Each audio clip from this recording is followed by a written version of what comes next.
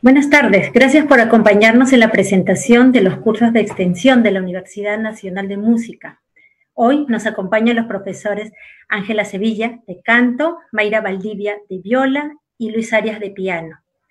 Cada profesor nos hablará sobre la metodología de la enseñanza en el entorno virtual y nos explicará más sobre su instrumento. Al finalizar las intervenciones, vamos a tener una rueda de preguntas, así que vamos a empezar ahora con la profesora Ángela Sevilla, de canto. Bienvenida, maestra. Listo. Buenas tardes, estimada Giovanna Burga, profesores, colegas, Mayra Valdivia de la especialidad de viola, Luis Arias de la especialidad de piano, y al público en general por acompañarnos en esta transmisión a través del portal virtual de la Universidad Nacional de Música. Me presento, soy la profesora Ángela Sevilla Vega, licenciada en música, con mención en canto, habiendo cursado los 8 años de la carrera. En primer lugar, agradezco esta invitación a esta charla didáctica a la directora general, la maestra Carmen Escobedo, al coordinador general de los cursos de extensión, el maestro Alberto Sánchez, y bueno, en segundo lugar, mencionar la importancia de esta charla por la realidad a la que nos venimos viendo afectados, ¿no? Bien. Para conocimiento del público que aún no ha participado en los cursos de extensión, las clases de canto son individuales y están dirigidas a un público por sobre los 16 años de edad. Esto porque al alcanzar cierta madurez y habiendo pasado el cambio de voz, hay mayor certeza en su desarrollo vocal. El sistema de las clases va a ser a través de la plataforma Teams, la cual nos va a permitir agendar, grabar las clases, departir en un chat de profesor-alumno las pautas o inquietudes de las mismas. Y además compartir material bibliográfico para profundizar los conocimientos teóricos y trabajo de repertorio con métodos de estudio. Aquí les voy a compartir, por ejemplo, la portada de alguno de los videos del material. A ver si me permite. Listo. Acá, por ejemplo, tenemos este material de estudio, ¿no? Con lo que solemos trabajar el Bacay, áreas antiguas, también instrucción, ¿no? Como es el libro del estudio del canto de Madeleine Mason. Muy bien, voy a regresar acá a la pantalla. También tenemos otros materiales con los que solemos trabajar de forma seria, como lo es el Concone, métodos de estudio, Panofka también.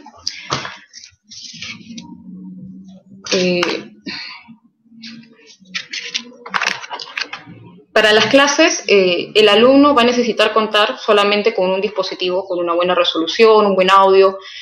Nosotros los docentes tenemos a la mano también un instrumento con el cual nos va a permitir hacer ese trabajo, como el calentamiento, los ejercicios. Por ejemplo, acá a la mano tengo un piano, un teclado, y definitivamente pues la buena conexión a internet, ¿no?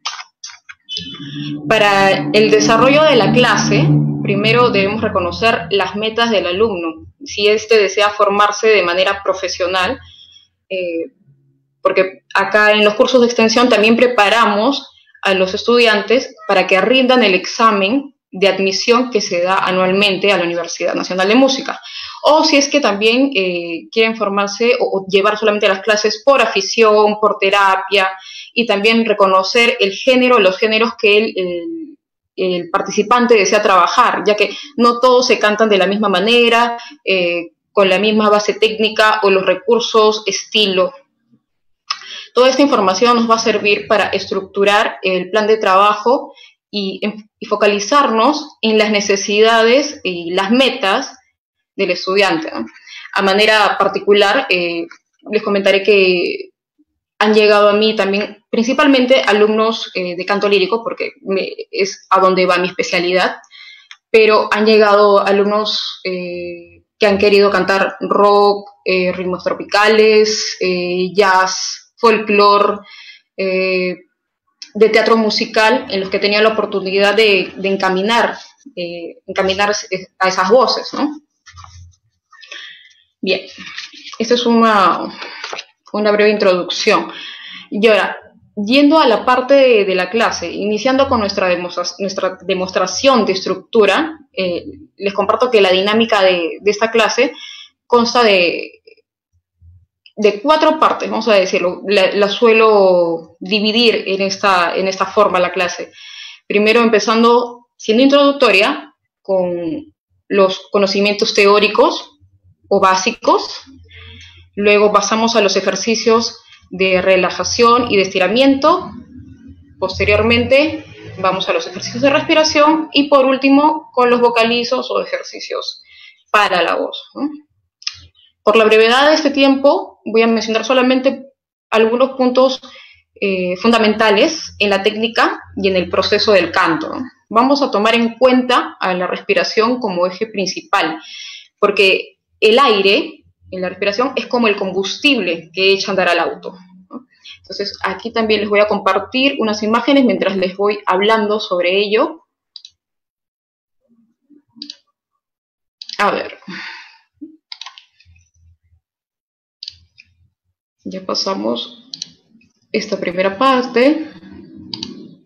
Bien, entonces esta respiración desconocida, la respiración para el canto también se le puede encontrar con esta forma, intercostal, costo-abdominal o costo-diafragmática o del sueño. ¿Y por qué del sueño? Porque vamos a partir de lo natural para profundizar en su práctica, ¿no? Y esta respiración tiene que ser relajada, silenciosa, para poder adquirir profundidad y conexión con nuestros músculos, ¿no?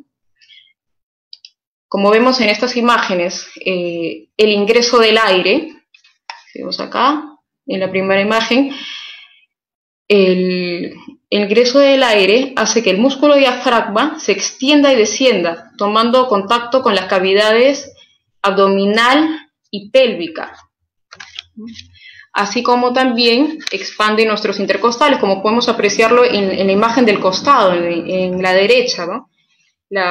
Los intercostales, las costillas se extienden. El segundo punto a tratar va a ser de la resonancia, la apertura y la relajación del tracto bucal. Como vemos en esta siguiente imagen, hablamos acá de la laringe. La laringe o manzana de Adán es la primera caja de resonancia. Es ahí donde se produce en las cuerdas vocales el primer sonido. Nosotros para hablar no requerimos hacer nada extraordinario, solamente hablamos y ya está, porque el aire que inspiramos atraviesa por los pliegues vocales y se transforma en el sonido, ¿no? Por las ondas sonoras. Bien. Pero para cantar nosotros vamos a requerir de otros órganos que nos van a apoyar, como son los órganos resonadores.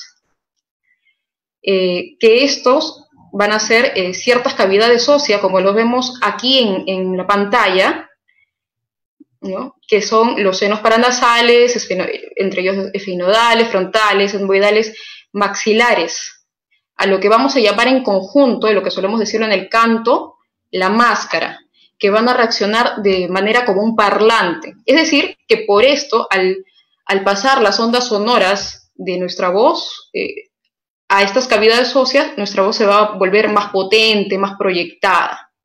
Pero también para lograr esto necesitamos relajar y abrir con un sutil gesto de bostezo el interior de la cavidad bucal, tomando en cuenta los órganos de articulación. Esto es algo muy general, muy básico, porque en la clase realmente lo profundizamos.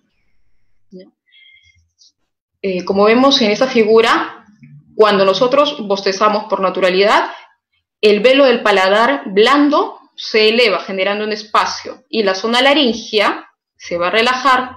Es por eso que, como lo mencioné anteriormente, las ondas sonoras de nuestra voz van a poder llegar con mayor facilidad, ya que es la primera caja de resonancia, que es la laringe, va a adquirir mayor espacio. Entonces, por eso vamos a alcanzar sonoridad en la máscara. Bien, a ver, acá voy a regresar a la pantalla. Perdón.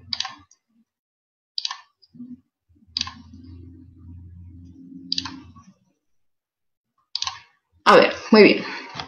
Entonces, otro punto, o el tercer punto a tratar, que es del apoyo. El apoyo es el control y el equilibrio que nosotros tenemos que ejercer entre el aire y la musculatura del cuerpo, ¿no? Para ello vamos a necesitar mantener una frecuencia de actividad física para poder mantener los músculos fuertes, activos, ¿no? Dicho todo esto, como una generalidad teórica, vamos a pasar a la parte práctica. Primero, vamos a comenzar con los ejercicios de relajación. Entonces, y de estiramiento. Entonces, lo que solemos hacer en clase primero es soltar y liberar el cuerpo para poder relajar los músculos de la espalda, los intercostales, principalmente toda la parte superior. Es necesario y va bien estirar todo el cuerpo, pero principalmente vamos a enfocarnos en esta zona. Entonces, lo que solemos hacer en clase es primero estirar brazos hacia arriba, hacia atrás, para que se relajen y se masajeen los músculos, hacia adelante, vamos a soltar, girar también para trabajar los intercostales, los hombros para masajear la zona de atrás, de forma lenta, y también hacia adelante. Tienen que ser varias repeticiones. La cabeza llevarla hacia un lado para estirar el músculo del cuello, hacia el otro lado, regresamos hacia adelante y giramos la cabeza siempre con la mandíbula relajada, la boca ligeramente abierta para no generar ninguna tensión, por el contrario, para estimular la relajación. Después de esto, vamos a ir a los ejercicios de respiración. Tomando en cuenta un poquito la parte teórica que lo he comentado así a modo flash, muy veloz, vamos a respirar. Tomando en cuenta también las imágenes que vimos, vamos a respirar relajado, permitiendo que el cuerpo se extienda, retenemos el aire y vamos botando lento.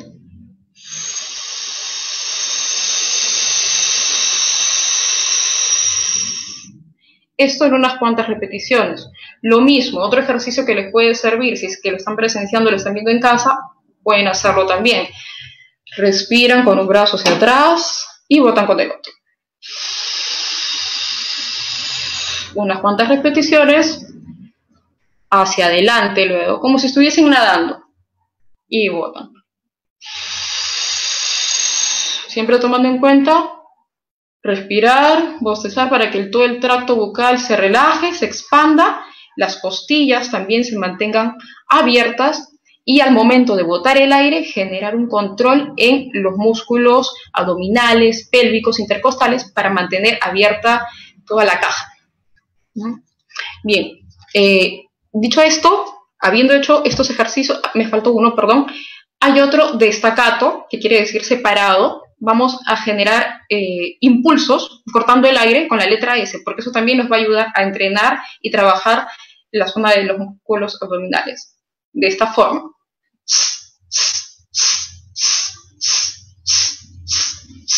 Son los ejercicios que básicamente trabajamos en clase. Luego vamos a pasar a los vocalizos, a los ejercicios de voz, ¿no? Y primero vamos a empezar con algo suave, con una boca chiusa o boca cerrada, para ir despertando la voz y los resonadores. Vamos a hacer un ejemplo con un ejercicio de tercera de 3 notas. Entonces vamos a bostezar suavemente, juntar los labios sin tensar y dejando la mandíbula relajada.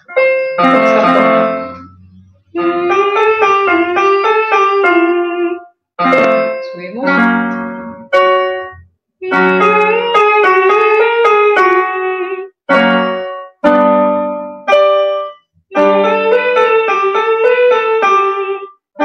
Y descendemos de la misma manera y vamos paseando de a poco en el registro central de la voz. Posterior a ello, seguimos con otro ejercicio que no va a tocar en nada nuestras cuerdas vocales, pero que va a afianzar el trabajo muscular, lo que algunos mencionan como vibración de labios, ¿no? De esta manera, con un ejercicio de quinta.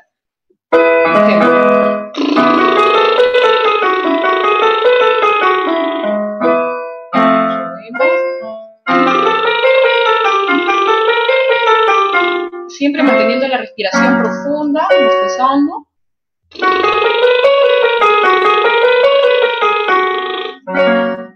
Y vamos de a poco alargando el camino dentro del registro vocal, porque es importante trabajar la extensión del registro vocal. Después de haber trabajado estos ejercicios, vamos a pasar recién a emitir las vocales. Tenemos que tomar en cuenta que no todas se van a cantar de la misma manera, o no todas están, no van a sonar igual. Por su naturaleza tienen diferentes alturas, diferentes ubicaciones en su reproducción. Por eso, nuevamente regreso acá a compartirles una imagen. A ver, aquí, esta imagen. Bien, entonces como vemos en esta figura, tenemos un triángulo invertido, ¿no? Que también está dibujado dentro de la cavidad oral. Aquí tenemos las vocales cerradas, como la I y la U, que están conectados por una línea, que quiere decir que la lengua va a tener proximidad al velo del paladar, es decir, que va a estar alta y cercana a la lengua, ¿no? Luego las vocales medias, como la O y la E, que no tienen mucha cercanía al velo, ni tampoco a la base de la lengua. Y por último, la A, donde la lengua se encuentra en descanso. Sigo acá. Vuelvo, perdón. Bien. Entonces, para cada vocal o para cada grupo de vocales vamos a tener cierta ubicación y cierta relajación. Vamos a ayudarnos con ciertos recursos. Vamos a empezar primero con una vocal de las vocales cerradas. Por ejemplo, vamos a tomar la I. Como está muy pegada a la lengua o tiene proximidad al paladar, vamos a ayudarnos con el recurso de la sonrisa. Elevar sutilmente los pómulos para ganar espacio.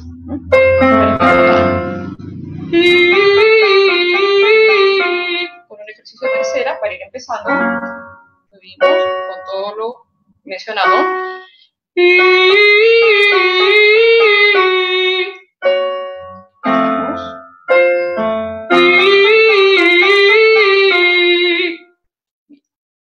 Luego, para ello, pasamos a las vocales medias. Por ejemplo, la O. Tiene un poquito más de espacio, sin perder la sensación de relajación y de sutil bostezo para mantener en relajación el tracto vocal.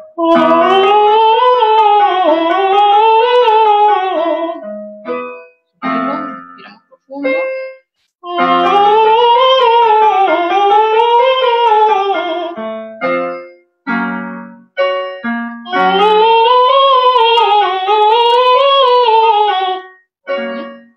Siempre manteniendo también la forma de estas vocales, porque aquí también van a intervenir los órganos formadores, ¿no? Los labios, la lengua, los dientes, van a ayudar también bastante para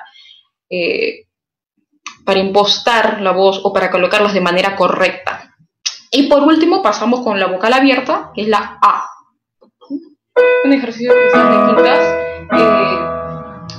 pero en intervalos. Acá la lengua ya está en descanso. Solamente abrimos. Respiramos.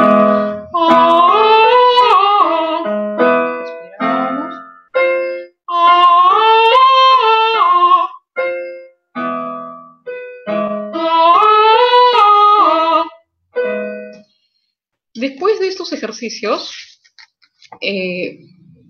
también vamos a trabajar con las consonantes porque son muy importantes y eso nos va a ayudar a marcar mucho más la articulación, a adquirir brillo, proyección, ¿no?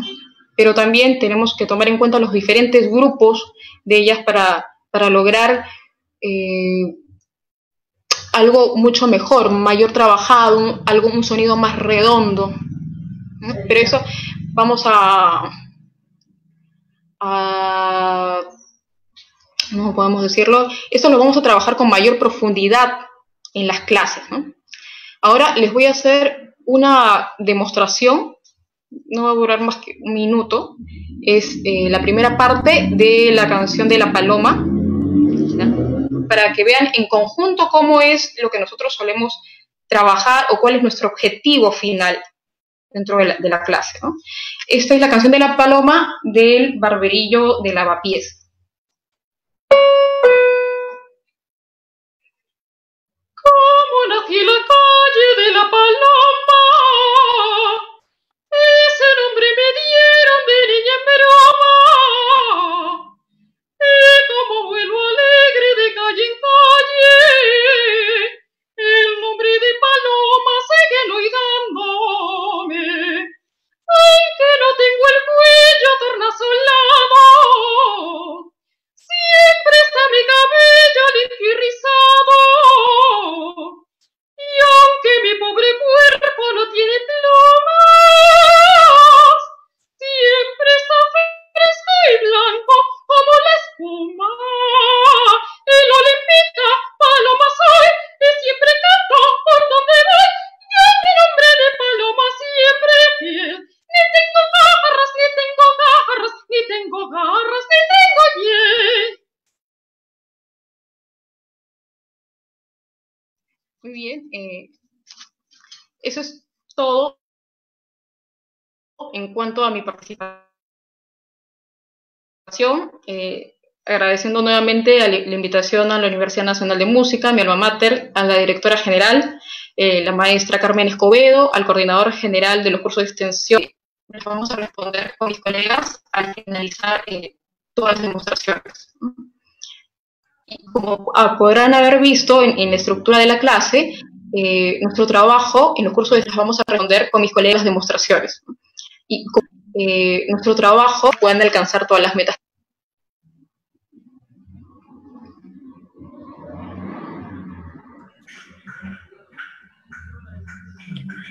Muchas gracias, profesora. Gracias por compartir sus conocimientos, por explicar mejor al público, ¿no?, sobre las clases de canto. Y a continuación vamos con la profesora Mayra Valdivia. Ella es de la especialidad de viola, que nos va a hablar también sobre su instrumento. Adelante, profesora.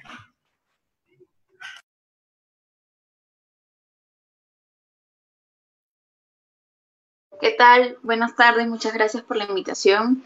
Mi nombre es Mayra, soy egresada del Conservatorio Nacional de Música, actualmente Universidad Nacional de Música, y soy profesora de violín y viola de los cursos de extensión de...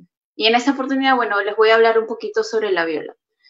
La viola es un instrumento que pertenece a la familia de las cuerdas frotadas, que se confunde normalmente con el violín, que es el instrumento más conocido, digamos, de los instrumentos de la música clásica, que se relacionan con la música clásica, porque son sumamente parecidos en cuanto a su forma, a su aspecto y a la manera en que se tocan. Entonces vamos a retroceder un poquito en el tiempo para contarles un poquito de la historia de la viola. Antiguamente, en la época barroca, se le conocía como viola a todos los instrumentos que producían su sonido mediante el uso del arco. Eran instrumentos bastante similares a los que tenemos ahora, pero se diferencian, por ejemplo, en la cantidad de cuerdas que tenían, ¿no?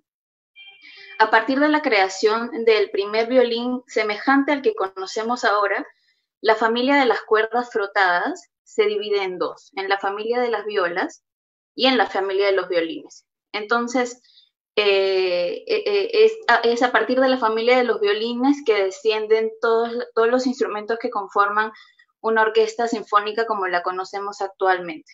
Entonces, aunque la viola que tenemos actualmente se relaciona mucho con la antigua viola da braccio, por su timbre, por la altura que tiene su capacidad sonora y la forma en que se toca, en realidad está más emparentada con la familia de los violines. Por eso es tan semejante, ¿no? Tiene también 4 cuerdas, es sumamente parecido, no sé, o sea, a la vista es bastante similar, ¿no?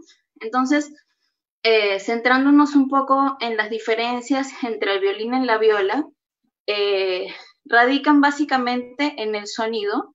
La viola es un instrumento que tiene un timbre, una tesitura más grave, se ubica entre la voz del violín, que es la más aguda de todas, de la familia de las cuerdas, y la voz del violonchelo, ¿no? Y además de ello, también se diferencian en su tamaño. La viola es un poquito más grande que el violín, la caja de resonancia, que es esta parte de acá, es más ancha y es más larga. Tienen en común que ambos instrumentos, el violín y la viola, tienen 4 cuerdas. Comparten 3 cuerdas, que son la cuerda la cuerda re y la cuerda sol, pero la viola tiene una cuerda extra más grave, que es la cuerda do, y el violín tiene una cuerda extra más aguda, que es la cuerda mi. Otra diferencia entre ellos es que la viola generalmente lee, o sea, las partituras para viola están escritas generalmente en clave de do, a diferencia, también usan la clave de sol, pero generalmente en clave de do, a diferencia de los violines que están escritos, que las partituras están escritas en clave de sol. Otra diferencia entre estos dos instrumentos es el rol que cumplen en los ensambles, por ejemplo, en los ensambles como una orquesta sinfónica o una orquesta de cámara, ¿no?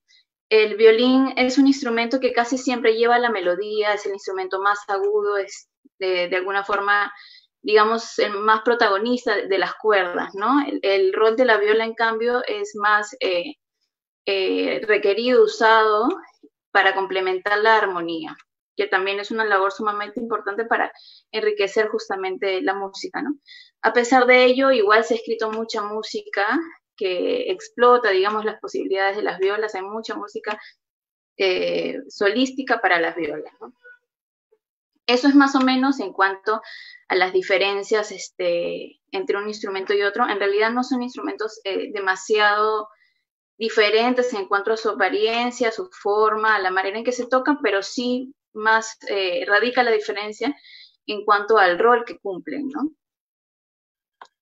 Ya pasando un poquito más a hablar sobre lo netamente concerniente al dictado de los cursos, bueno, comentarles, ¿no?, que durante este tiempo que hemos estado de pausa en los cursos de extensión debido, pues, a la coyuntura que a todos nos ha afectado de diferentes formas, pienso que el conservatorio ha hecho un súper esfuerzo en adaptar las herramientas de educación remota para que puedan ser funcionales y utilizables y empleables y todo esto a una clase de música, ¿no? Para que las clases de música sean efectivas.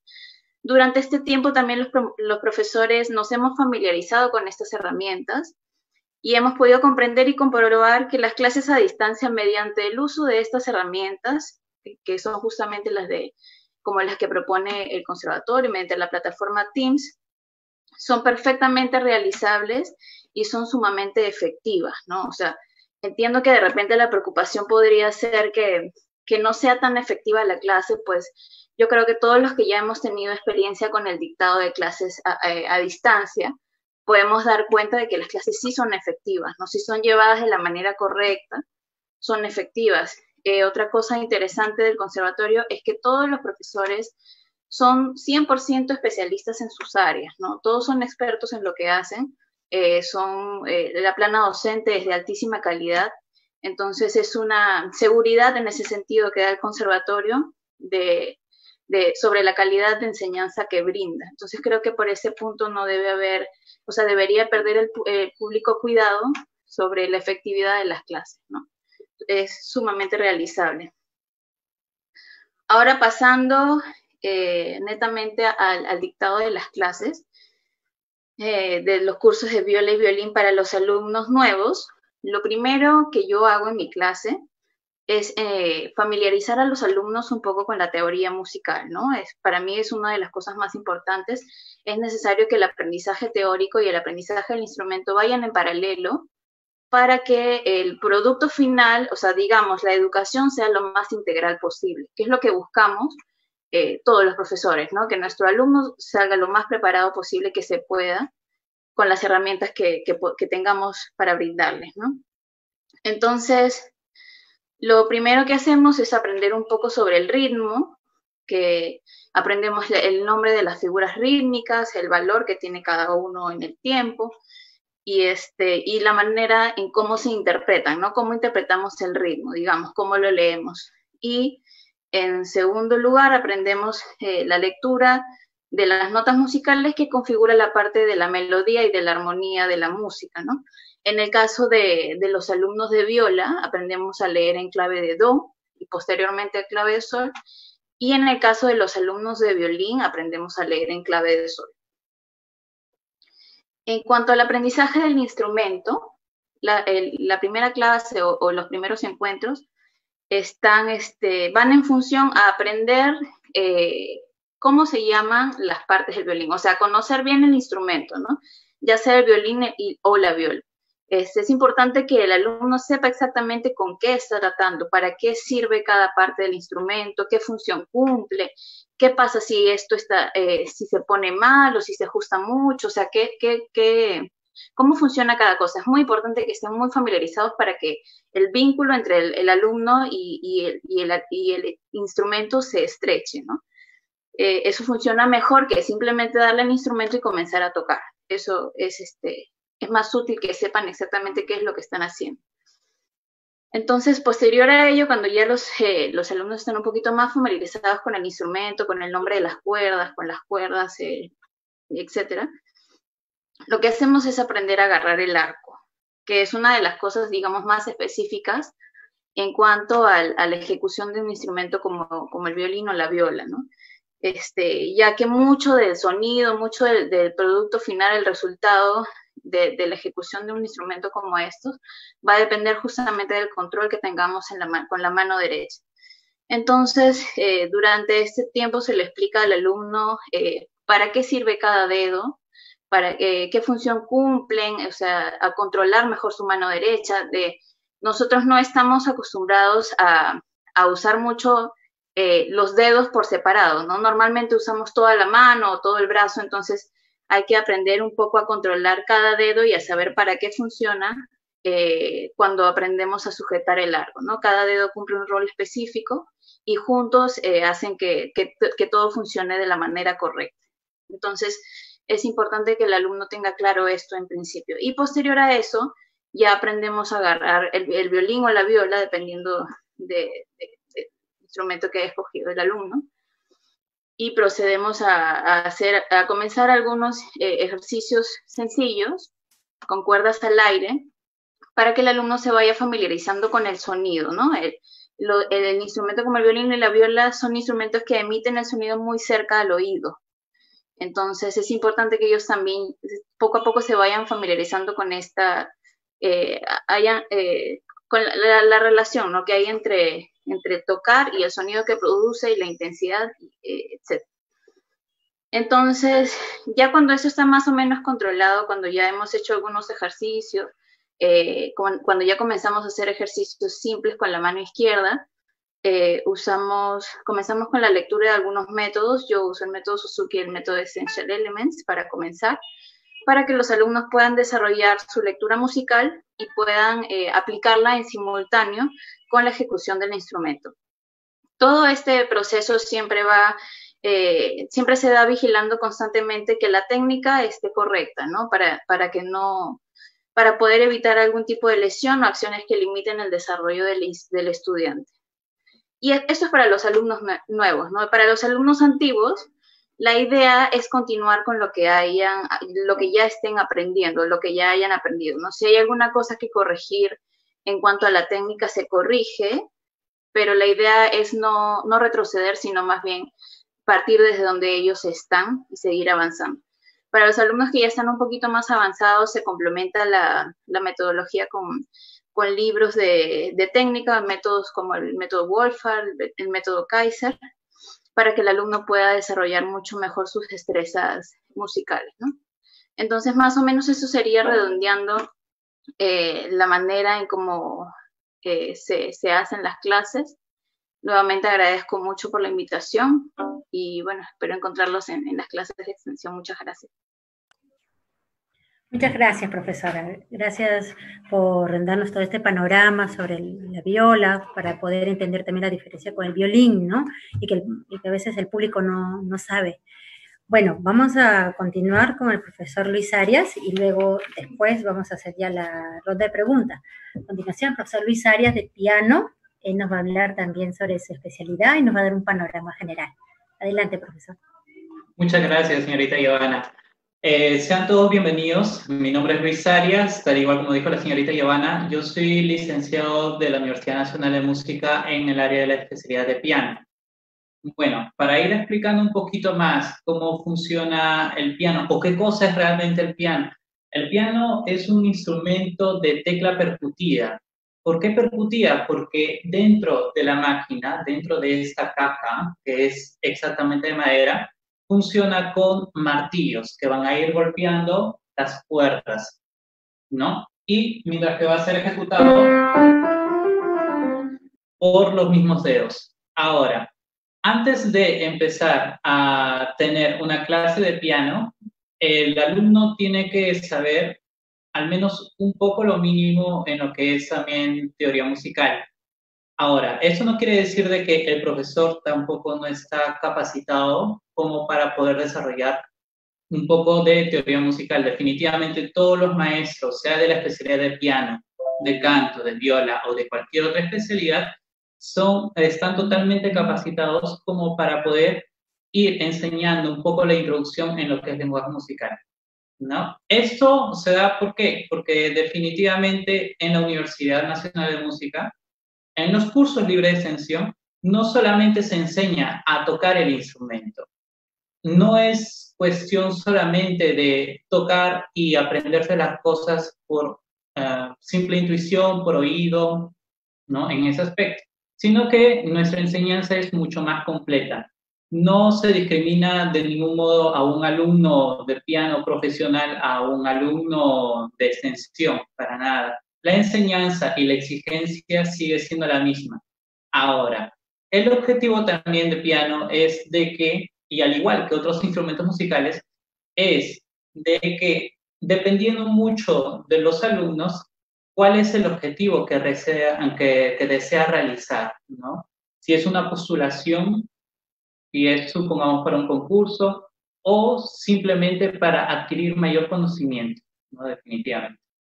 Ahora, dentro de lo que se enseña piano en cursos libre de extensión, podemos ir arrancando por partes de lo más básico, como es la parte de la técnica. Hay pequeños libros, como el libro de Burnham, que me gustaría compartir ahorita, que tengo aquí el PDF, justamente. A ver. Ahí está. Listo. Por ejemplo, ese es un libro muy básico de lo que son ejercicios técnicos para piano. Pero ¿qué cosa es lo que se puede hacer aparte de lo que está escrito aquí? Es de que al ser de figuras rítmicas muy básicas, como por ejemplo negras, blancas, corcheas, ¿no? Ejercicios muy, muy básicos y son pequeños, ¿no? Podemos nosotros hacer de distintas variaciones. Normalmente en el piano es un instrumento tan extenso, ¿ya? Que lleva registros graves, como también lleva registros medios o registros agudos, ¿no? En ese sentido podemos decir que el piano es un instrumento muy completo en distintas partes en referente a los registros, ¿no? Entonces, aquí nosotros cuando empezamos a hacer ejercicios, no solamente hacemos en una sola tonalidad, tal igual como está escrito, por ejemplo, en ese pequeño ejercicio, ¿no? Ese pequeño ejercicio, por ejemplo, está en do mayor, pero en la música hay tantas tonalidades mayores y menores que nosotros podemos ir variando de tonalidad simplemente con un solo ejercicio, ¿no? Por ejemplo, el ejercicio número 1 que está escrito ahí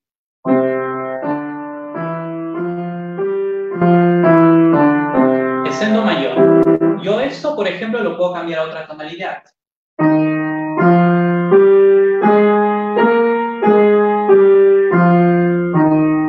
¿No? Y puedo hacer eso con otras tonalidades más, pero sin romper el esquema, ¿no? Eso es referente a uno de los métodos que, por ejemplo, yo personalmente uso y que también uso definitivamente para los cursos libre de extensión. Y ojo de que estos tipos de métodos, por ejemplo, también sirven mucho para cualquier persona que está en piano profesional, definitivamente. Los ejercicios técnicos funcionan exactamente para cualquier nivel de piano, ¿no? Muy aparte de eso, también está, por ejemplo, el libro de escalas y arpegios, que la verdad es de que lo realizan todos los instrumentos musicales, ¿ya? es importante también saberlo porque ahí es donde aprendes también un poco parte de teoría musical. No solamente aprendes la parte de cómo ir posicionando tus manos en el piano, tu postura, todo eso, que también ahorita en un momento voy a estar detallando, sino que también aquí está de un modo más completo, cómo hacer escalas, arpegios. Todo esto es un libro muy detallado, ¿no? Que también es parte de la técnica y que también es parte de teoría musical, ¿no? Terminando con esa parte, nosotros también hacemos pequeñas obras de repertorio. Para los que están recién comenzando, supongamos un niño, ¿no? Si es que supongamos un niño de 5, 6, 7 años que recién está empezando a tener sus primeras clases de piano, primero tendría que identificar bastante cada una de sus propios dedos, ¿no? Por ejemplo, la digitación, ¿no? ¿Cuál es el dedo 1, dedo 2, 3, 4, 5, ¿no? En cada instrumento es muy diferente la digitación. En el piano se usan los 5 dedos. Por ejemplo, en instrumentos de cuerdas, si no me equivoco, usan solamente 4 dedos, ¿no? Entonces, menos el pulgar, ¿no? Es según lo que yo tengo el pequeño conocimiento en el área de cuerdas, ¿no?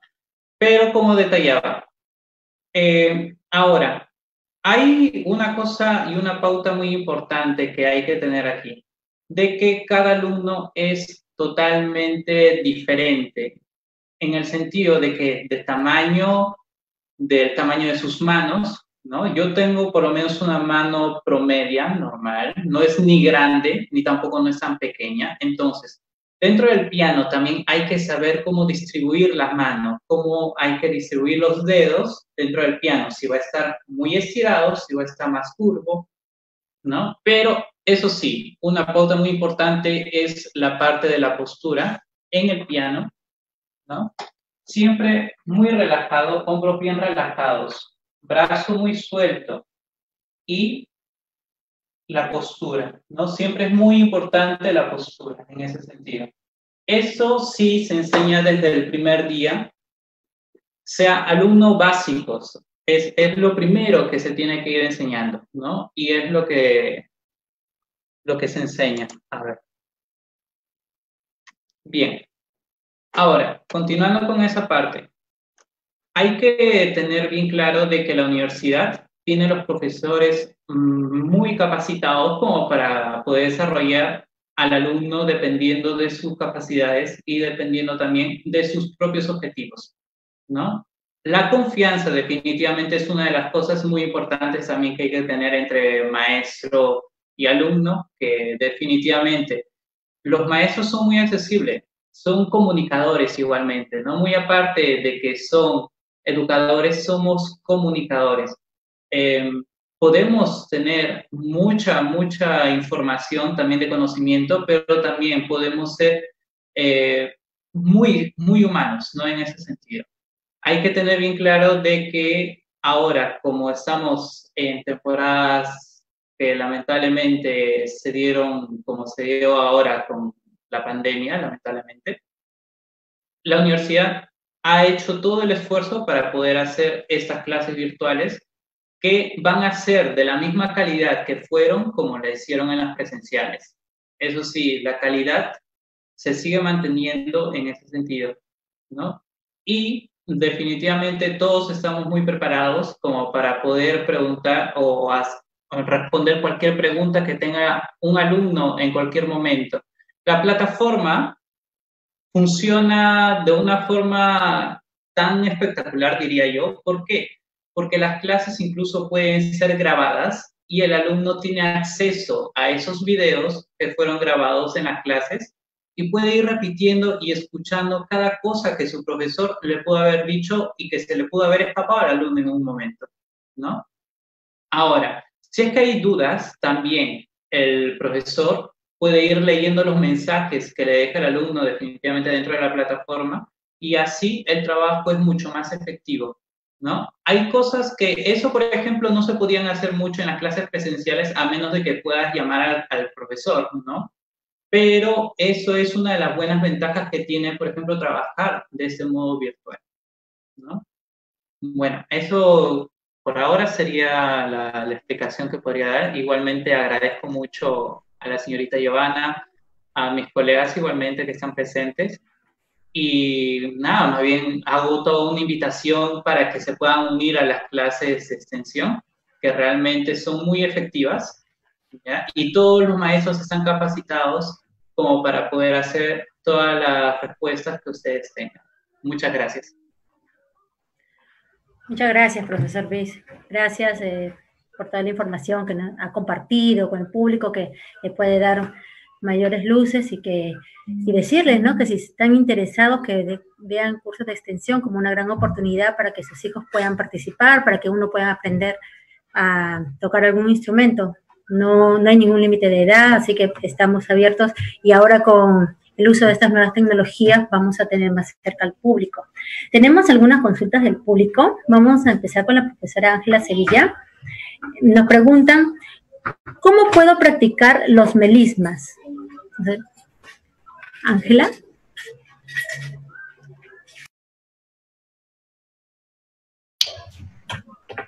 Ángela, Sí. ¿nos escuchaste? Si teníamos algunas preguntas del público. Había una pregunta que me decían que ¿cómo puedo practicar los melismas?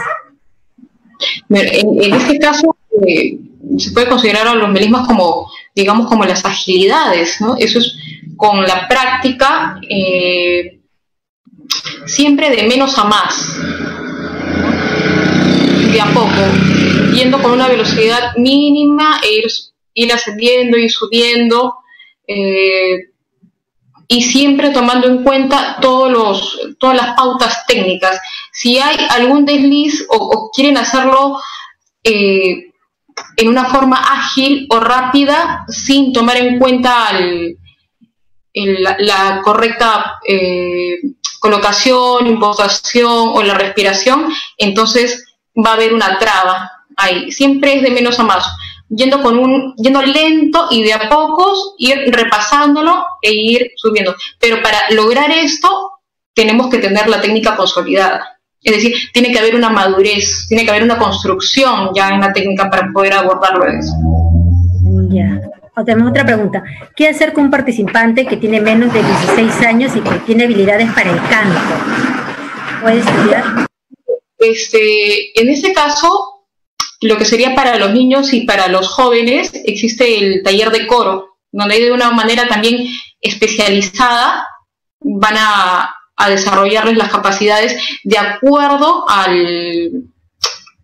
la etapa infantil y juvenil en la que están pasando, ¿no? Porque todavía no se ha dado quizás el cambio de voz. En el caso de las mujeres es más sutil, pero aún todavía hay una voz blanca, hay una voz infantil que requiere otro tipo de trabajo. Por eso se hace esta separación de niños, adolescentes y luego de jóvenes con adultos, que es lo que nosotros trabajamos, ¿no?, de manera individual. Finalmente, también nos pregunta si qué materiales se puede utilizar para el solfeo. Hay muchos libros, con lo que se suele empezar es con el Pozzoli, con lo que casi empezamos todos en los cursos de extensión. Yo también inicié en los cursos de extensión antes de ingresar a la carrera, también fui participante antes de ingresar y trabajaba con el Pozzoli. Es muy, muy fácil de entender, tiene muchos ejercicios y muchos niveles. Es muy, muy instructivo. Bien, muchas gracias, profesora. Ahora tenemos algunas preguntas también para la profesora Mayra. La profesora Mayra Valdivia. Nos preguntan, ¿puede un participante zurdo aprender a desarrollar este instrumento? Y si ese instrumento también hay para zurdos. Mira, en realidad no hay un instrumento para zurdos. Cuando los chicos aprenden a tocar violín o violín, en realidad en cualquier persona que quiera aprender, usamos las dos manos, ¿no? Entonces es tan útil tener habilidad en la mano derecha como tenerla en la izquierda, porque ambas manos funcionan en simultáneo. Entonces, digamos que no es perjudicial que a una persona sea zurda y quiera aprender. No es esa una limitación para que el instrumento se toque como se toca regularmente, ¿no? O sea, es igual. Es igual en ambos casos, ¿no? ¿Y cuál es la edad promedio para que un niño pueda empezar a aprender viola? Mira, el instrumento como tal, o sea, la viola como tal, digamos que comienza a usarse el instrumento cuando ya los niños son un poquito más grandes, porque es un instrumento grande, o sea, no hay instrumentos chiquitos en la viola, ¿no? Entonces lo que se hace o lo que se podría hacer es a un violín pequeño, que es algo que se usa mucho, ponerle cuerdas de viola, que es algo que se usa regularmente, ¿no? Para que el instrumento sea un poco más adecuado al tamaño del niño. Pero pueden comenzar desde chicos, ¿no? Desde los 6 o 7 años. Más o menos desde que aprenden a leer, a esa edad ya pueden comenzar a tocar. Muy bien. Y otra pregunta, ¿siempre es necesario que los participantes practiquen frente a un espejo donde se refleje su cuerpo entero? Cuando están o sea, es útil porque, o sea, enfrente al espejo tienes una perspectiva distinta, ¿no? O sea, puedes ver, por ejemplo, la posición exacta de tu mano derecha, si es que algún dedo no está en su lugar, igual de la mano izquierda. O sea, sobre todo es para mirar un poco la parte técnica. Es bastante útil en realidad hacerlo, ¿no? Muy bien, profesora, muchas gracias. Ahora, bueno, tenemos también unas consultas para el profesor Luis Arias. Profesor, nos consultaban si qué tanto del repertorio del piano puede alcanzar un alumno que únicamente esté estudiando un curso de extensión. Quieren saber si pueden alcanzar el mismo nivel que un alumno de la carrera. Ya. Para empezar, en piano, y si no me equivoco, igualmente en otras especialidades, hay varios niveles, ¿no? Entonces, hay que saber muy claramente de que la carrera de piano es muy extensa y realmente no acaba a pesar de que ya haya cumplido los 5 años de universidad. La carrera de piano realmente es tan extensa, el repertorio es tan extenso, que nosotros no podemos decir de que pueda llegar a alcanzar realmente un nivel tan alto, ¿no? Ahora, los cursos libres de extensión, claro, se puede ir llevando desde pequeño hasta una edad promedia grande, ¿no? De un adolescente, por ejemplo, ¿no? Pero en el transcurso de los años, dependiendo mucho del desempeño del alumno y muy aparte del trabajo que se está haciendo con el maestro, se va viendo si es que se va logrando puntos importantes, ¿no? Dentro de la carrera de piano, para ir detallando mejor, no solamente se enseña una sola época, porque en piano, al igual que varios instrumentos musicales, tiene distintas épocas musicales, ¿no? Como la época del barroco, la época del clasicismo, romanticismo, expresionismo, el siglo XXI, ¿no? Música contemporánea, ¿no? Es tan extenso que no podemos abarcar todo eso en un solo instante en los cursos libres de extensión, ¿no? Entonces, es totalmente progresivo, ¿no? Y es recomendable de que uno vaya empezando, incluso si es que desea postular o desea llevar la carrera de música, de que lo más recomendable sería si es que empezara desde más pequeño. Eso no quiere decir de que los chicos más grandes no tengan la oportunidad. Definitivamente sí tienen la oportunidad.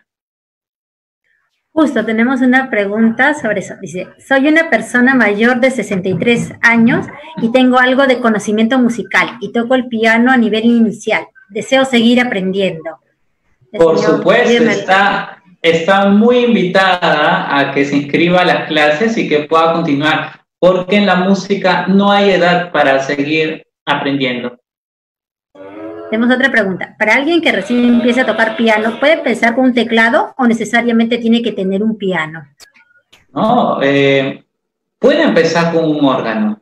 Yo cuando, por ejemplo, le cuento un poco de mi experiencia personal. Yo cuando tenía por lo menos los 3, 4, 5 años, veía a mi hermana mayor que tocaba piano, pero en un pequeño órgano electrónico, ¿no? Entonces, a partir de ahí ya uno se puede ir familiarizando poco a poco con el instrumento, ¿no? Ya que definitivamente no todas las personas son accesibles a tener un instrumento como un piano, ya por el precio definitivamente y por el tamaño, ¿no? Pero que sí puede ir empezando a estudiar, a tener sus primeras clases con un órgano. Y otra pregunta.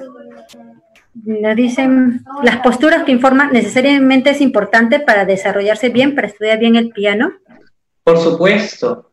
¿Por qué? Porque definitivamente uno teniendo una buena postura tiene un mayor control del tronco justamente, que es el centro, ¿no?, del cuerpo. Lamentablemente, si es de que uno tiene una mala postura, puede llevar a tener problemas físicos más adelante, ¿no? Problemas, por ejemplo, como una escoliosis en la columna, una pequeña desviación de la columna, ¿no? Que definitivamente yo creo que nadie le gustaría tener definitivamente. Es muy doloroso. Lo digo por una cuestión personal que también tuve en un tiempo, ¿no?, un problema de escoliosis por postura. Por eso mismo menciono de que es muy importante la postura, mantenerlo desde las primeras clases. Otra pregunta. Mi hijo tiene 6 años, dice, ¿puede llevar curso de extensión de piano? Por supuesto, si ya sabe leer y tiene definitivamente las ganas, y eso sí, si papá y mamá también están apoyando a su hijo, definitivamente son todos bienvenidos. Muy bien, muchas gracias, bueno, al público, a ustedes maestros por habernos acompañado en esta presentación. Nosotros hemos estado tratando de responder todas las preguntas, también por el chat hemos estado respondiendo. Ya saben que a partir del día miércoles pueden irse registrando los cursos de extensión, y el 3 y 4 de agosto ya para los alumnos antiguos se pueden matricular, y el 5 y 6 de agosto para los alumnos nuevos. Los estamos esperando a todos, esperamos que puedan participar, que puedan acompañarnos en esta experiencia y sobre todo acercar a sus hijos a la música, porque es un derecho que todos lo tenemos. Asimismo, nosotros también estamos realizando recitales, conciertos, estamos pasando por nuestro Facebook, también tenemos otros conversatorios, mañana vamos a tener un conversatorio sobre música electroacústica, y así estamos haciendo en la Universidad Nacional de Música nuevos eventos, noticias para que podamos difundir la música en nuestro país. Muchas gracias por acompañarnos, gracias profesores, y hasta una nueva oportunidad. Gracias a todos. Hasta luego.